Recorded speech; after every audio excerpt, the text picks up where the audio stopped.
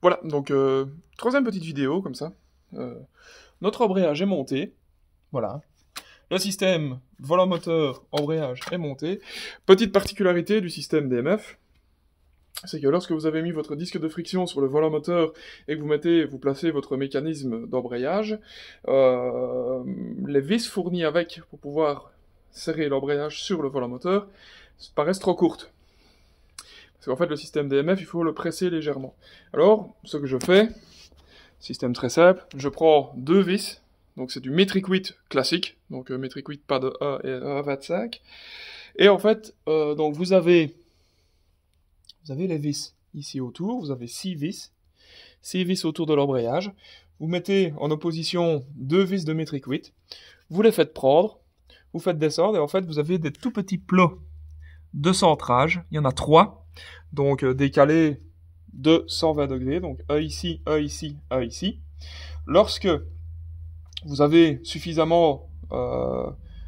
abaissé le kit d'embrayage sur le volant moteur et que vos vis sont prises, vos 4 vis donc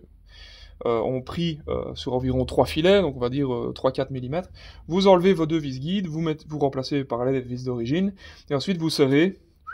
en croix, tout simplement, jusqu'à arriver contre. Quand vous êtes contre,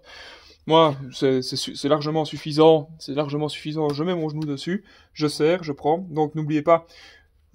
essayez de serrer comme ça vous évitez de provoquer vraiment une grosse rotation, parce que si vous vous mettez à, je vais dire perpendiculaire, dès que vous allez forcer, tout va tourner, donc, enfin je veux dire, vous allez être emmerdé pour le tenir, donc si vous vous tenez dans un endroit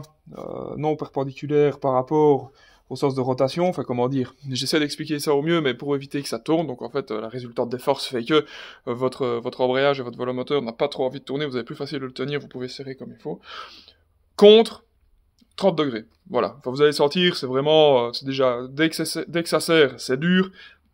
le petit coup dans la matière, c'est bien suffisant. Donc voilà, maintenant, n'oubliez pas de bien graisser la queue de boîte, vérifiez bien que le roulement à aiguille à l'intérieur du volant moteur a bien de la graisse, ce qui est le cas ici. Et ensuite, alors, il reste tout simplement à prendre ce kit et aller le pousser, floup, dans la boîte de vitesse, et voilà, votre embrayage est remplacé, parce que le système de fixation est comme sur les boîtes automatiques.